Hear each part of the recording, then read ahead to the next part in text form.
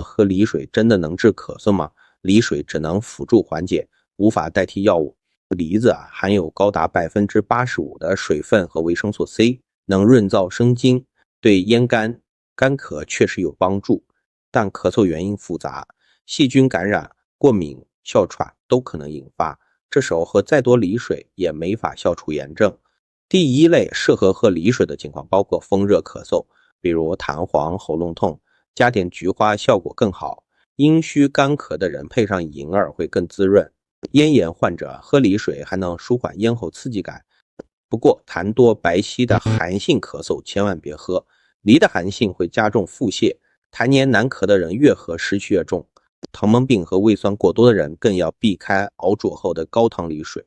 选雪梨时记得留着梨皮切片煮，10分钟就够，久煮反而破坏营养。如果咳嗽超过2周，发烧、胸痛甚至痰中带血，说明病因不简单，赶紧去医院排查才能真正解决问题。更多健康问题，来百度搜我。